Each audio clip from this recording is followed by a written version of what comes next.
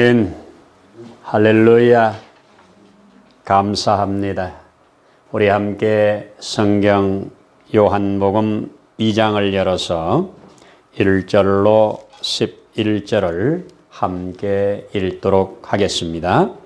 요한복음 2장 1절로 11절. 사흘째 되던 날 갈릴리 가나에 혼례가 있어 예수님의 어머니도 거기 계시고 예수와 그 제자들도 혼례의 청함을 받았더니 포도주가 떨어진지라. 예수의 어머니가 예수에게 이르되 저들에게 포도주가 없다 하니 예수께서 이르시되 여자여 나와 무슨 상관이 있나이까? 내 때가 아직 이르지 아니하였나이다. 그의 어머니가 하인들에게 이르되 너희에게 무슨 말씀을 하시든지 그대로 하라 하니라. 거기에 유대인의 정결 예식을 따라 두세 통 드는 돌 항아리 6이 놓였는지라. 예수께서 그들에게 이르시되 항아리에 물을 채우라 하신즉 아귀까지 채우니 이제는 떠서 연회장에게 갖다 주라 하시매 갖다 주었더니 연회장은 물로 된 포도주를 맛보고서 어디서 났는지 알지 못하되 물떠온 하인들은 알더라. 연회장이 신랑을 불러 말하되 사람마다 먼저 좋은 포도주를 내고 취한 후에 낮은 것을 내거늘 그대는 지금까지 좋은 것을 포도주를 두었도다 하니라. 예수께서 이 첫 표적을 갈릴리 가나에서 행하여 그의 영광을 나타내심에 제자들이 그를 믿으니라. 아멘. 아멘. 할렐루야.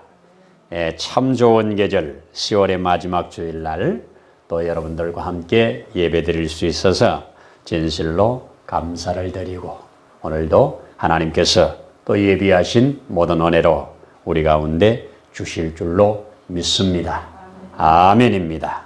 감사합니다. 지난주에 우리가 하나님의 말씀을 나누면서 기억되십니까? 초막절 마지막 날이 지난 그 다음 날 이른 아침 예수님 앞에 던져진 내동댕이 쳐진 한 여인의 모습. 이 여인을 올무로 삼아 예수를 죽이려고 하는 서기관과 바리새인들.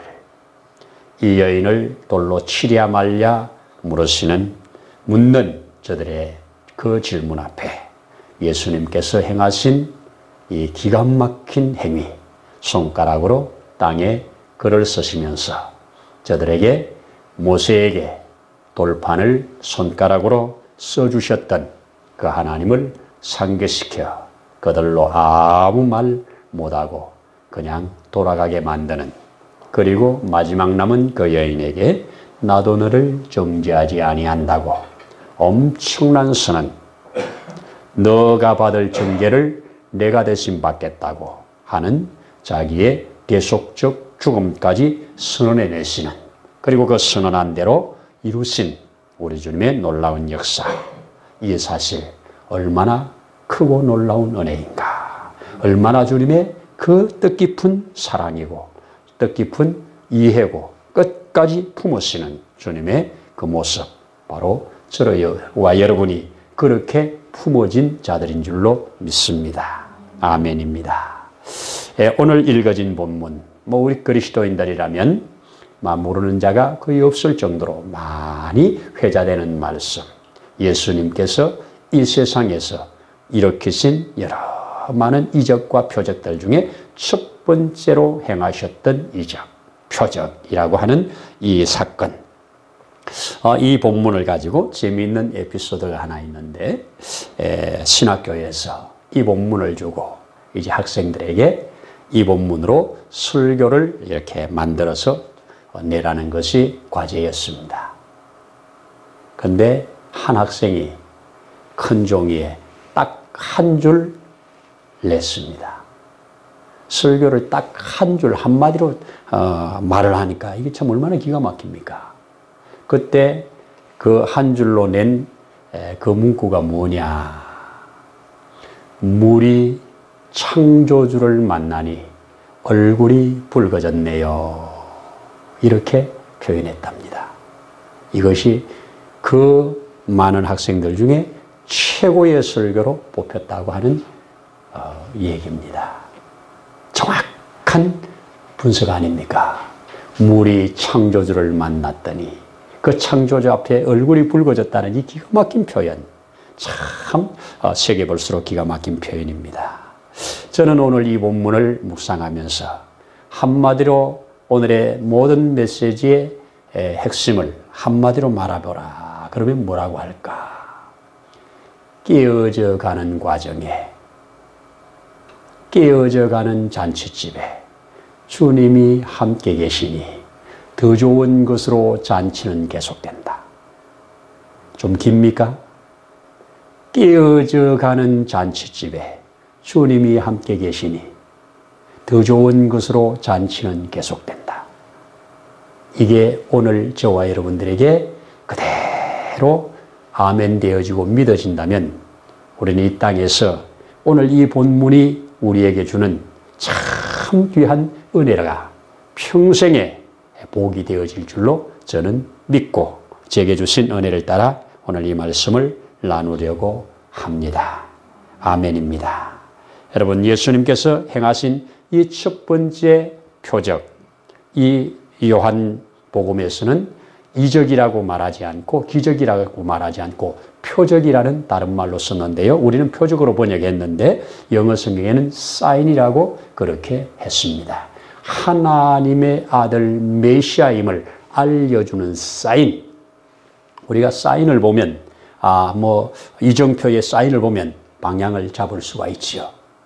또 운동선수들이 이 감독의 사인을 보면 그 사인을 받아서 자기들만 아는 그 사인으로 그대로 움직이죠. 바로 하나님의 아들 메시아 예수 그리스도, 그분을 알아볼 수 있도록 이 땅에 보여주신 여러 사인 중에 첫 번째 사인으로 요한이 그렇게 여기에다가 기록해 주고 있습니다.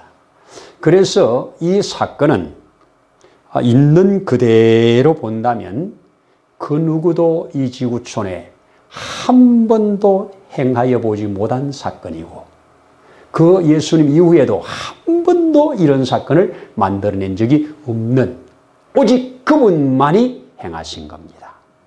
병을 고치는 것 하지 않습니까? 그런데 물을 갖다가 포도주로 순간에 변화를 시킨 이 기가 막힌 사건은 그야말로 전무후무한 유일한 사건입니다. 아마 예수님 올 때까지 이 지구촌이 지속되는 동안 이런 사건은 두 번 다시 없을 겁니다. 그런 게 있다면 예수님의 메시아됨이, 하나님의 보냄받은 메시아됨이 깨지는 거기에 우리 주님만이 할 수 있는 독특한 유일한 방법이었고 보여주는 계시였음을 확실하게 알려주고 있습니다. 제가 이 말씀을 이렇게 보면서 여러 가지 은혜를 받는데 이런 것이 기억이 나요. 부흥회에 이렇게 참석을 했는데 이 본문을 읽으시고 부흥 강사 목사님께서 우리는 빈 항아리를 채워야 하나님의 기적을 경험합니다. 우리의 빈 항아리 6개를 이 시간 채울 수 있도록 우리 한번 해보십시다. 기대가 돼요. 근데 무슨 항아리를 채울 것인가? 그러면서 거기에다가 이름을 하나씩 붙여줘요. 우리는 찬송의 항아리를 채워야 됩니다. 오늘 찬송의 항아리가 비어있는 사람 찬송으로 가득 채우십시오. 우리는 기도의 항아리를 채워야 됩니다. 그래야 기적이 일어납니다. 우리는 헌신의 항아리를 채워야 됩니다. 감사의 항아리를 채워야 됩니다. 이러면서 6개 항아리를 말하면서 그냥 말씀을 하는데 다음에 하면서 은혜를 받았어요. 그런데 과연 이 성경이 그런 거 채우라고 우리에게 주신 본문인가? 참 다양한 방법으로 우리에게 해석하고 은혜 받을 수 있는 본문인 건 사실이에요. 자, 근데 제가 이 성경을 읽으면서 또 지금까지 믿음 생활을 해오면서 받는 은혜는 참 특별한 은혜가 있습니다. 우리 함께 나눠보기를 원하는데요. 자, 이 많은 사람들이 이 요한복음 2장에 있는 이 예수님의 첫 번째 표적을 보면서 자신의 변화된 것을 여기다 대입시켜요. 내가 물처럼 맛도 없고 뭐 별 볼 일 없는 것 같은 이런 인생이 우리 주님 만났더니 기가 막힌 인생이 되었다.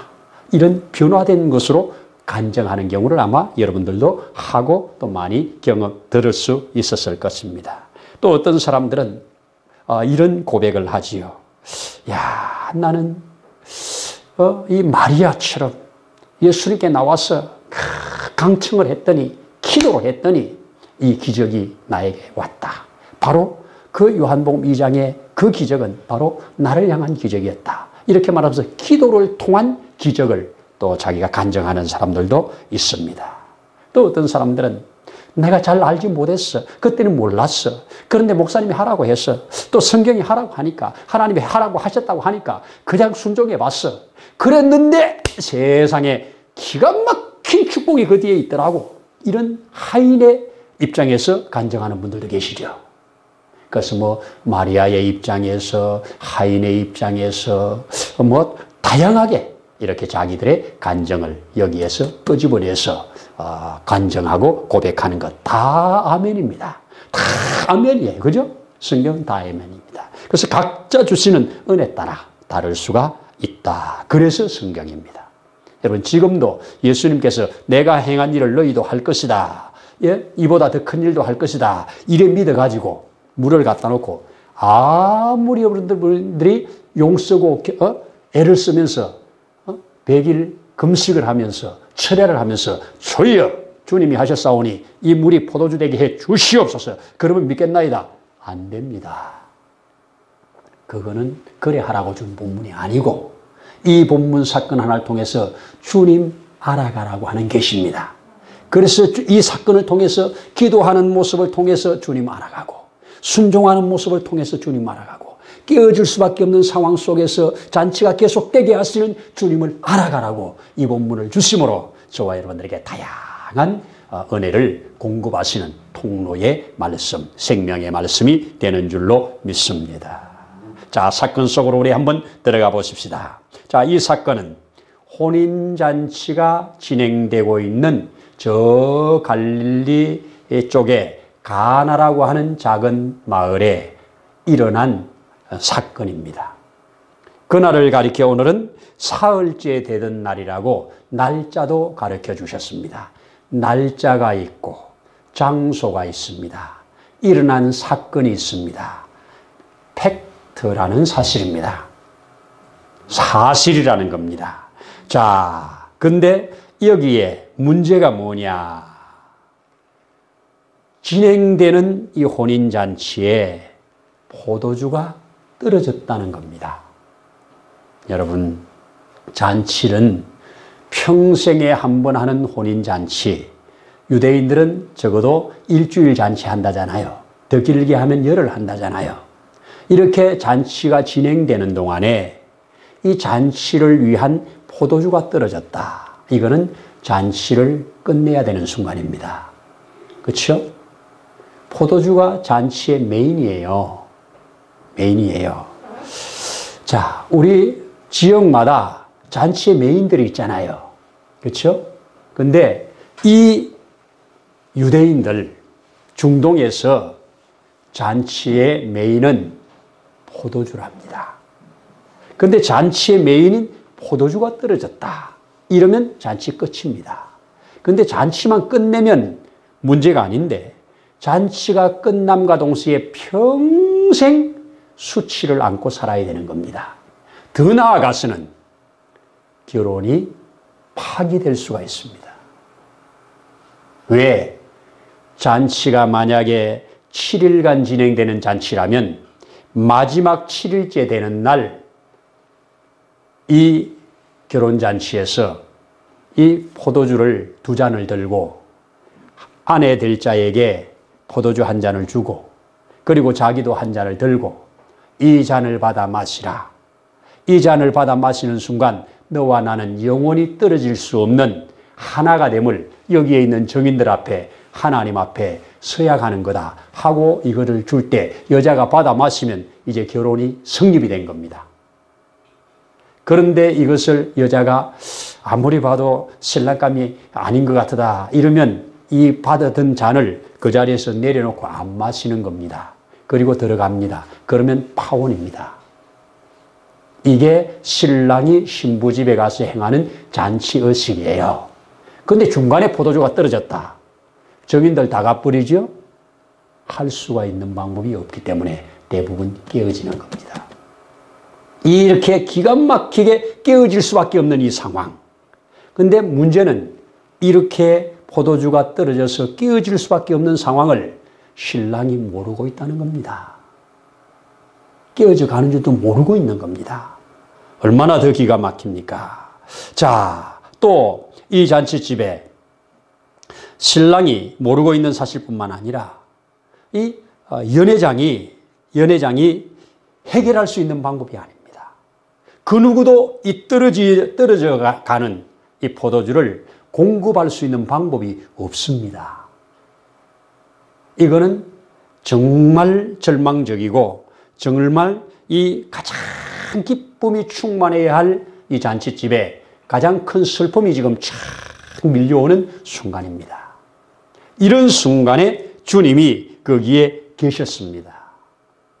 자, 그리고 이 포도주가 떨어지고 있다고 하는 이 사실을 지금 누가 이 문제를 가지고 연회장이 가지고 온 게 아니고 누가 신랑이 가지고 온 게 아니고 누가 예수님의 어머니 마리아가 이 문제를 들고 예수님께 오십니다.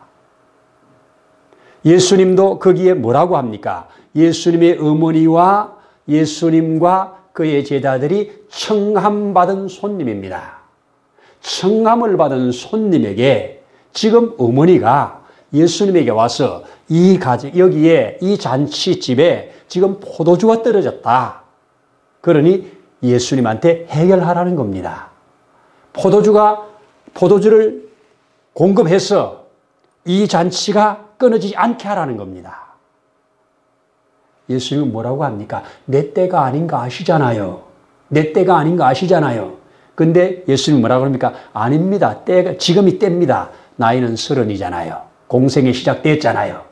이제는 당신을 드러낼 때가 됐다고 하잖아요. 저 이사야 55장에서 말하는 대로 누구든지 값없이 돈 없이 와서 포도주와 젖을 사라고 하는 그 말씀이 지금 이루어질 때라고. 이 깨어지는 잔치에 깨어지지 않게 하기 위하여 오신 거 아니냐고 마리아는 알아본 겁니다. 누가 잔치가 계속되게 하는 데 쓰임받느냐? 주님을 알아보는 자입니다. 지금 비록 손님으로 와 있지만 이 문제를 해결하실 분은 당신입니다. 이 문제를 해결할 분은 예수님 당신입니다. 비록 자기 몸으로 난 아들이지만 그는 성령으로 잉태됐잖아요. 잘하는 걸 보았잖아요. 지금까지 경험했잖아요. 이제는 때가 됐으니 드러내라는 겁니다.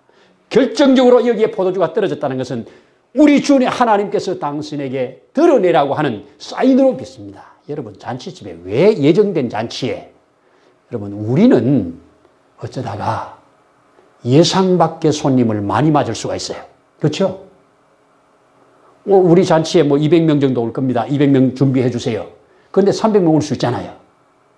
유대인들에게는 그렇게 예상 밖의 인원이 많이 오지 않아요. 왜? 미리 초청장 보내서 올 건지 안 올 건지 확인을 받아와요. 그렇기 때문에 확인된 사람만 오는 겁니다. 확인되지 않은 사람은 안 와요. 그렇죠? 그렇기 때문에 거기에 플러스 마이너스 많지 않아요. 그런데 아직도 잔치 시간이 많이 남았는데 아직도 이 포도주가 지금 있어야 할 포도주가 없었다는 것은 이거는 정말 특이한 상황이죠. 평생에 한 번 하는 결혼식에 모자라게 준비를 해가지고 그렇게 하겠습니까? 특이한 상황입니다. 이 특이한 상황을 마리아는 바로 우리 주님이 드러날 당신이 이 땅에 하나님이 보내신 그 메시아임을 드러낼 절호의 기회로 하나님이 주신 것이라고 그렇게 받은 거라고 저는 믿습니다. 그래서 그는 지금입니다. 지금입니다. 드러내십시오. 그래 놓고 아무 다른 말 안 하고 바로 나가시면서 하는 말이 거기에 앞에 일하고 있는 수종들은 하인들에게 저분이 무슨 말을 하든지 그대로 하라고 한마디 하고 갑니다. 그때 예수님께서 그 하인들을 부르지요. 뭐라고 합니까? 저 결례를 항아리, 빈 항아리에 물을 갖다 채우라. 그랬더니 하인들은 이거 경험해보지 않은 일이잖아요. 아니, 지금 포도주가 필요한데 왜 물을 갖다 채우라고 그래요? 상식적으로 안 맞지요? 논리적으로 안 맞지요? 경험적으로 안 맞지요? 과학적으로 안 맞지요? 어느 것 하나 맞는 것 없습니다.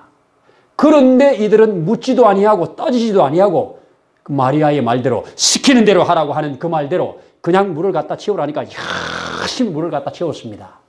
우리는 물 채운다는 게 실감이 안 나지요. 틀면 나오니까.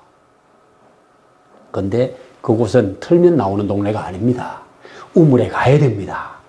우물에 가서 물을 퍼오는 게 만만치 않습니다. 얼마나 물이 귀한 동네입니까? 여기에서 물을 떠다가 아구까지 가득 다 채워놓으니까 이제 다 채웠다고 하니까 뭐라고 합니까? 이제는 너희가 떠다가 연회장에 갖다 주라.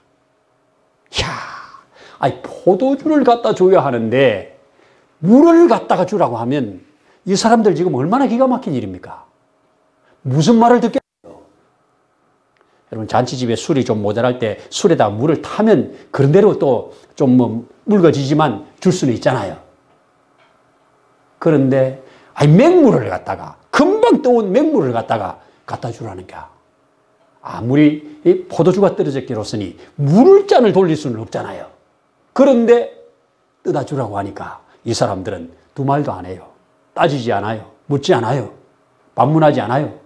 그냥 갖다 줘요. 이게 하인된 도리지요. 그냥 가서 떠다 줍니다.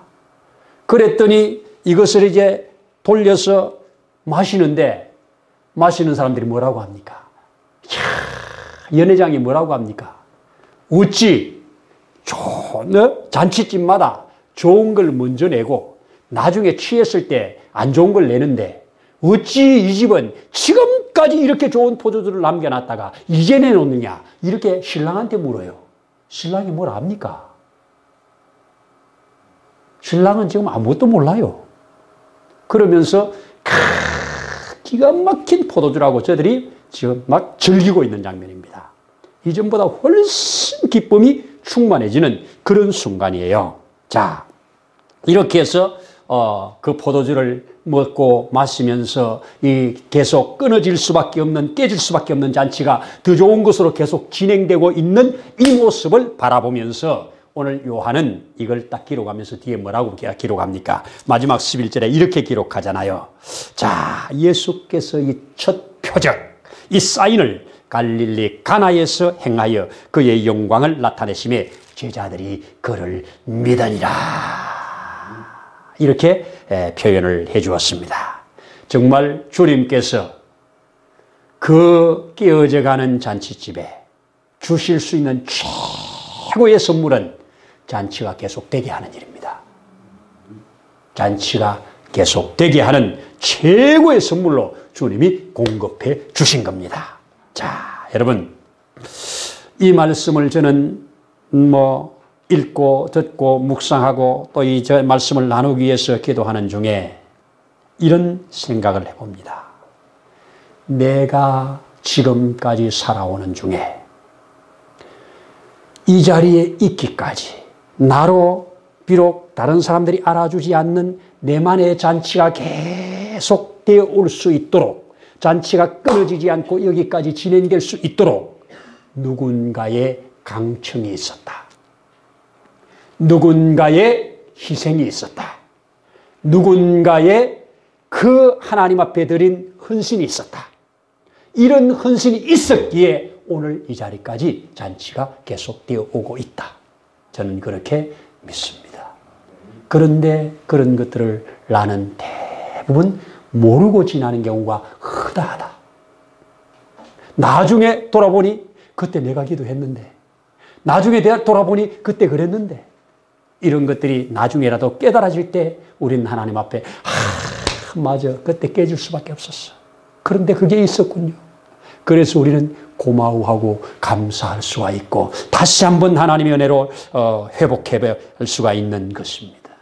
그래서 우리는 이런 찬송을 부르잖아요. 주 예수 내가 알기 전 날 먼저 사랑했네. 그 크신 사랑 나타나. 얼마나 기가 막힌 고백입니까? 그렇습니다. 또 뭐라고 그 2절에 고백합니까? 내 친구 되신 예수님, 날 구원하시려고 그 귀한 몸을 버리사 내 죄를 대속했네. 진실로 아멘입니다. 내 진실하신 친구여, 날 구원하시려고. 아멘 아닙니까? 그 대속, 그 구속을 위하여 큰 일을 내가 알기 전에, 내가 요구하기 전에, 내가 깨어져서 망가져서 지옥으로 가는 줄도 모르고 가고 있을 그때 그분이 먼저 행하신 일, 이게 메시아됨의 사인 아닙니까? 여기에 부분적이지만 저와 여러분이 깨닫고 나와서 아멘 하고 살아가는 것, 이게 지속되는 잔치 아닙니까? 정말로 그렇습니다. 정말로 그렇습니다. 여러분, 제가 이 말씀을 묵상하고 준비하면서 제 마음속에 이 주신 은혜와 떠오른 사건이 있었는데, 그 사건 중에 하나가 제가 처음 예수를 믿던 순간입니다. 우리 중학교 2학년을 다니는 산간벽지 경남거창 위천, 그 위천중학교 그 산간벽지에 있는 조그만 학교, 그 담임선생님이 숙제로 내준 독후감, 방학 숙제로 독후감 써내라는 거, 독후감을 쓰기 위해서 이리저리 책을 찾다가 책이 없어서 그 학교 조그마한 모서리에 있는 조그만 캐비넷 문을 열어 책을 보았더니 거기에 책 한 권이 있어. 그 책을 갖다가 읽고 방학 동안에 독후감을 써낸 것이, 그것이 선생님이 읽어보시다가 하하 요놈 봐라. 그리고 그것을 반에 오셔가지고 이 독후감을 가지고 나를 얼마나 칭찬을 하는지 너무너무 고맙고 감사하고, 다른 반에 가서도 그 얘기를 해가지고 다른 반 아이들이 나한테 뭔 독후감 썼는데 그런 칭찬을 받았노 이러면서 얘기를 하니까 내가 상당히 업이 됐습니다. 나를 부릅니다. 그리고 나를 초청합니다. 어느 장소에 오면, 거기에 토요일 날 4시에 오면 모임이 있는데 한번 와봐라. 선생님 말이 하늘 말이잖아요. 그 당시에는. 그래서 네 알겠습니다. 그리고 찾아갔습니다. 갔더니 거기에 내가 아는 학생들과 내가 모르는 학생들이 한 20-30명 모여 있더라고요. 그게 우리 요즘 말로 학생부 모임이었어요. 토요 학생부 모임이었어요. 거기에 그렇게 첫 발을 디뎠어요. 여러분, 누군가가 그 캐비넷에, 제가 볼 때는 제 생각으로는 아마 이 시골에 전도여행, 농활 이런 거 온 도예지에서 온 학생들이 가지고 온 책 중에 거기다 하나 꼽아놓고 간 것 같아요. 누가 꼽아놨는지 저는 아직도 몰라요. 근데 그 꼽아놓은 책이 예수님 이야기였어요. 읽어보니까 재미있더라고요. 예수님의 생애를, 그리고 특별히 이적 중심으로, 기적 중심으로 이렇게 쭉 써놓은 이런 것들. 그것을 나름대로 읽고 그다 썼는데, 그것이 계기가 돼서 선생님과의 관계가 예수 믿을 관계로 전도가 되어지고, 전도되어진 그 이후에 지금까지 신앙생활을 하고 있다고 한다면 얼마나 기가 막힌 은혜입니까? 내가 알지 못하는 중에 누군가가 거기다 책 한 권을 꼽아놓고, 내가 알지 못하는 중에 독후감을 쓰게 하고, 독후감을 통해서 그분이 감동을 받고, 받은 감동이 나한테 전달이 되고, 그래서 예수 믿을 계기가 주어졌다면, 이거 내가 알지 못하는 중에 하나님께서 나를 향한 기가 막힌 섭리요 특별한 은혜가 아니라고 누가 반문하겠습니까? 정말 그 생각을 하면 자다가도 황홀한 얘기입니다. 너무너무 감사한 일입니다. 여러분, 그렇습니다. 지금도 알게 모르게 이 코로나라고 하는 것이 전 세계를 덮으면서 얼마나 많은 사람들이 깨어져 갑니까? 이미 깨어진 사람들, 자살률이 급증한다죠. 이미 깨어진 사람들, 그리고 지금 자기도 모르는 중에 깨어져 가고 있는 사람들, 가정들. 주여, 주님이 함께 하시면 이 깨어지는 과정 속에 더 좋은 것으로 함께 하실 것을 믿고 살라고, 그리고 받아서 살라고, 그리고 그것으로 하나님 영광을 드러내라고 이런 말씀을 주신 줄로 믿습니다. 그래서 깨어질 수밖에 없는 잔치에 주님이 손님으로 오셨지만 주님이 주인으로 바뀌는 순간 그 잔치는 더 좋은 것으로 계속된다. 여러분, 여러분이나 저나 다 주님은 계시잖아요. 언제까지 손님으로 그냥 두실 겁니까? 주인으로 고백하시고 이 문제를 주님 앞에 내어놓으시면 주님이 일하십니다. 우리가 계산하는 것, 우리가 생각하는 것, 우리가 그동안에 살아왔던 경험된 것, 지식적인 모든 것을 초월하는 그분의 명령 앞에 그냥 나는 잘 모르지만 아멘 해놓고 보면 그것이 일을 해나갑니다. 그 일을 해나가는 그 기가 바로 변화의 현장이고, 그 기가 바로 물이 포도주가 되어서 잔치가 잔치되게 하는, 잔치가 더 좋은 것으로 지속되게 하는 이 놀라운 역사.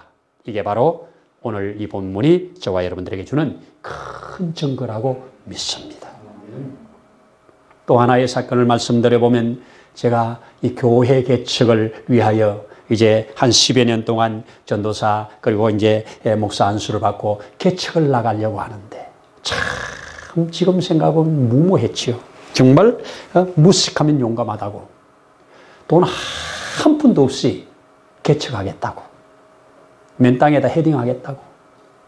그래서 개척 장소를 신문을 보면서 찾는데 이 호계동에 개척 장소가 교회를 하고 있는데 다른 곳으로 이사를 가는데 이 교회를 사용할 사람 찾는다고. 그래서 와서 딱 봤더니 17평짜리 3층홀. 그래서 그 얼마냐고 봤더니 전세 3,400만 원. 그래서 제가 준비할 수 있는 모든 것을 빌리고 다 해가지고 계약금 100만 원 만들었어요. 100만 원 만들어가지고 계약을 했습니다. 그랬더니 잔금은 얼마로 할까요? 마지막 중도금은 어떻게 할까요? 중도금 1,000만 원 해주시고요. 잔금은 나머지 2,300만 원 해주시면 3,400만 원이니까 그렇게 써달라고. 날짜는 언제로 할까요? 날짜는 그냥 필요한 때 하세요. 어차피 나는 아무것도 없으니까. 주님이 주셔야 하니까. 날짜 정한다고 내가 줄 수 있는 게 아니니까. 필요한 데 하니까 기가 막히게도요. 중도금 20일 후, 잔금 또 20일 후, 40일을 잡더라고요. 고맙지요. 그래서 40일을 딱 계약서에 쓰고 그날부터 철야기도 하기 시작했습니다. 주님, 이제 시작됐습니다. 주님 시작됐습니다. 주님이 주시면 하는 거고 안 주시면 안 합니다. 주님의 교회잖아요. 주님이 해주세요. 이렇게 철야기도 하니까 한 사람 한 사람 같이 뜻있는 분들이 같이 기도에 동참해서 한 5분이 매일 밤마다 모여서 철야기도 하고 새벽기도 끝나고 집에 가는, 그렇게 해서 하는데 20일 이제 1,000만 원 줘야 되잖아요. 여기저기서 뜻을 모아서 헌금을 하기 시작하는데요. 800만 원이 주어졌어요. 많이 주어졌죠. 그 당시 제가 사례비 25만 원 받을 때니까 800만 원이면 엄청나게 큰 거예요.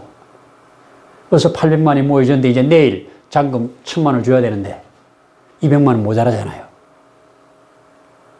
오후에 이제 철야기도 가기 전에 저녁 때쯤 집에 손님이 오셨어요. 군산에서 목회하시는, 그것도 부목사님으로 계시는 변상균 목사님, 얼마 전에 돌아가셨어요. 호주에 가서 선교사로 계시던 분. 그분이 급하게 군산에서 차를 몰고 우리 집에 와가지고 정 목사 개척한다는 소리 들었어. 축하해. 나도 헌금을 좀 심으려고 왔어. 이러면서 봉투를 내놓으시는 거예요. 내가 이 교회에 부목사로 부임해서 담임 목사로 하다가 선교단체에 잠깐 들어갔다가 다시 부목사로 들어가셨는데, 부목사로 들어가셔서 첫 번째 받은 사례비, 그걸 그대로 가지고 와가지고 거기다가 좀 보태가지고 200만 원을 만들어가지고 가지고 왔어요. 기가 막히더만. 200만 원 모자라잖아요. 200만 원 가지고 탁 와서 너무 고맙고 감사해요. 그래서 1000만 원을 만들어서 전달하고 20일 동안 또 2300 만들어야 되잖아요. 또 계속 기도합니다. 기도하는데요, 우리 담임 목사님이 정 목사 개척하는데 뭐 교회에서 도와줄 게 뭐가 있을까? 뭘로 좀 도와주면 좋겠나? 물어요. 제가 그 교회 재정을 참 뻔히 아니까 돈 달라는 얘기를 할 수가 없어요. 돈 달라는 얘기를 할 수가 없어요. 그래서 목사님 괜찮으시면 제가 사임하는 마지막 주일, 그것도 오전도 아니고 오후 예배에 저에게 설교할 수 있는 기회를 주시고, 그리고 그때 참석하신 분들에게 헌금할 수 있는 기회를 주십시오. 이렇게 요청을 했습니다. 지금 생각해도 기발한 아이디어예요. 왜? 헌금 안 나와도 그만, 나와도 그만이잖아요. 담임 목사님 입장에서도 하나도 부담 없는 거예요.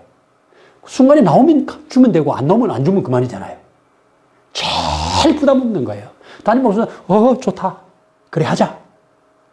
그래, 광고는 내가 해줄게. 이래가지고 날짜를 정하고 목사님이 광고를 해서 정연출 목사가 안양 지역에다가 개척을 하는데, 이제 마지막 주일날 날짜에 오후 예배 설교를, 마지막 고별 설교를 하고, 그때 우리 개척을 위해서 뜻을 모아서 헌금을 해주시면 고맙겠습니다. 광고했습니다. 디데이가 됐습니다. 제가 설교를 했습니다. 교회가 이런 뜻을 가지고 교회를 개척할 거고요. 앞으로 교회가 개척되면 이런 모습으로 하나님 앞에 헌신하고자 합니다. 설교를 했습니다. 그리고 헌금을 했습니다. 그 교회가 지금까지 선교사를 위해서 누군가를 해서 150만 원 이상 나와본 적이 없습니다. 그날 1000만 원 정도 나왔습니다. 오전 예배에 한 150명 정도 모여요. 오후 예배에 30명 정도 모여요.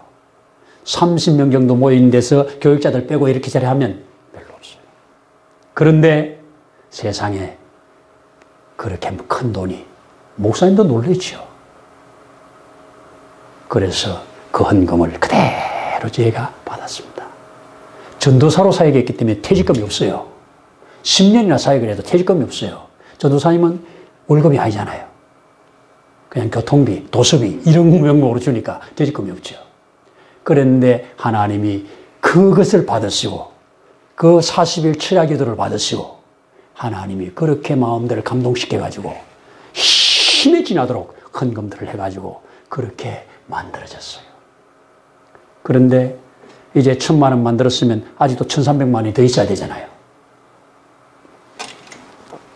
그 설교 끝나고 집에 들어왔을 때 그 교회 교인이 아닌 제가 아는 분이 또 저에게 찾아왔어요. 사람이 찾아오면 이게 까마귀가 되는 거예요. 이제. 찾아오셔가지고 목사님 개척하신다는 얘기 들었습니다. 저희도 심겠습니다. 그래서 그분들이 제가 볼 때 그렇게 큰 돈을 헌금할 사람들이 아니에요. 제가 잘 알죠. 나중에 딱 보니까 목사님 300만 원입니다. 갖고 왔어요. 1300만 원 되었죠. 1000만 원 또 모자라잖아요. 담임 목사님이 그거 주시면서 그래, 준비는 잘 돼가나? 얼마나 모자라나? 예, 1000만 원 모자랍니다. 넘치도록 주셨음에도 1000만 원 모자랍니다. 그래, 1000만 원을 월세로 돌릴 방법을 한번 말해봐라. 주인한테. 그 당시에는 2부, 1000만 원이면 20만 원. 20만 원 월세로 돌릴 수 있다면 우리 교회에서 매월 1년 동안 월세 대줄게. 그렇게 한번 협상해봐라. 그래서 바로 전화했더니 오케이. 그래가지고 2,400에 20만 원짜리로 그렇게 해결이 됐습니다. 1,000만 원은 월세로. 자, 여러분, 제가 왜 이런 얘기를 하느냐. 정말 그 당시에는 기적이었습니다. 하나님이 세우기를 원하시는 하나님의 교회라면 하나님이 주시면 제가 하겠다고 말을 했습니다. 그랬더니 하나님이 끊어지지 않고 잔치가 되게 하셨습니다. 그런 이후에 이 건물을 매입하기 전까지 한 번도 교회 예산에 마이너스가 되본 적이 없습니다. 한 끼도 교회 개척해 놓고 없어서 굶어본 적이 없습니다. 하나님이 공급해 주십니다. 잔치가 계속되게 했었습니다. 근데 지금 와서 제가 또 이 말씀을 묵상하면서 이 설교를 준비하면서 묵상되는 것 중에 하나가 하나님 앞에 주님, 이렇게도 하나님은 끊임없이 나도 모르는 중에 공급해 주셨는데 연말 되어서 뚜껑 열어보면 넘치고 남는데 내가 하나님 앞에 너무나도 기쁨 속에, 즐거움 속에, 감사함 속에 살지 못하고 하나님 앞에 눌려서 살았던 것 회개합니다. 지금도 눌리거든요. 뭐 때문에? 93년도에 3월에 그렇게 돼서 개척된 교회가 지금 이 모양이니까 눌리거든요. 같이 개척했던 사람들 보면 눌리거든요. 그런데 주님이 제게 주는 거 눌리지 마. 그릇대로 쓰는 거야. 내가 많이 공급해 줬잖아. 내가 계속 공급해 주고 있잖아. 눌리지 마. 여기에 하나의 위로를 받으면서 소망상 가지고 삽니다. 여러분, 주님은 우리 개인이나 교회나 잔치가 끊어지기를 원하지 않습니다. 에덴 동산에 아담과 하와를 축사하셨습니다. 그를 결혼을 시키면서 온갖 좋은 것으로 다 축사하셨습니다. 여기에 사단의 개입해서 이 모든 좋은 것들이 깨어졌습니다. 깨어진 이곳을 주님은 그냥 버려두지 아니하시고 다시 찾아오셔서 우리를 주님 하나님과 연결시켜 이 잔치가 계속되게 하려고 주님이 오신 겁니다. 이거 가르쳐주는 것이 오늘 첫 번째 사인이라고 저는 봤습니다. 첫 번째 표적이요, 첫 번째 사인. 깨어진 세상, 깨어진 관계, 깨어질 수밖에 없는 이 세상에 주님이 친히 오셔서 깨어지지 않고 이 잔치를 계속 진행하다가 주님 만나게 하시려고 주님은 지금도 일하고 계십니다. 일하고 계시는 중에 누구를 통해서 일하시냐? 마리아가 진믿음으로 나와 구하는 자. 그저 이름도, 하인들은 이름도 기록 안 하잖아요. 이름도 없이 빛도 없이 아무것도 없이 그냥 순종해가는 그들을 통해서 하나님은 지금도 일하고 계십니다. 주여, 우리도 그런 대열에 때로는 마리아처럼, 때로는 하인들처럼, 때로는 이 신랑처럼, 때로는 여기 연회장처럼 어떤 모양으로든지 어떤 곳에 쓰이든지 주님이여, 잔치는 계속 돼야 하겠기에 나도 쓰임받아 잔치가 진행되는 일에 쓰임받게 하소서. 다시 한번 깨어질 수밖에 없는 잔치집에 주님이 계시니 더 좋은 것으로 잔치는 계속된다. 이 은혜가 저와 여러분들의 평생에 있어지기를 축복합니다. 기도하겠습니다. 하나님 아버지, 고맙습니다. 감사합니다. 지금까지 여기까지 우리를 인도하시고 계속 깨어질 수밖에 없는 많은 상황들이 있었지만 깨어지지 않도록 붙들어 주시고 공급해 주셨던 것 다시 한번 기억하면서 감사함을 드립니다. 아직도 내가 깨닫지 못했던 것들 너무나도 많을 것을 바라봅니다. 주님 앞에 가야 또 우리가 알아질 것도 많이 있다고 생각을 합니다. 어떤 모양으로든지 우리가 주님께서 우리를 향하여 공급하시는 그 공급을 알게 하시고 또 그 공급받은 것으로 하나님의 영광을 드러내는 삶으로 나아갈 수 있도록 은혜를 베풀. 오늘도 감사를 드리면서 우리의 주 예수님 이름으로 기도드리옵나이다. 아멘. 이제는 우리를 영원한 저주에서 속량해내신 주 예수님의 거신 은혜와 그 아버지 하나님의 다함이 없으신 사랑하심과 고해사 성령님의 일마다 때마다 도우시는 역사가 오늘 이곳에 함께 머리 숙여 주를 경배하는 심령 위에 가정 위에 세우신 몸된 교회 위에 이제로부터 영원토록 함께 하시기를 간절히 축원하옵나이다. 아멘.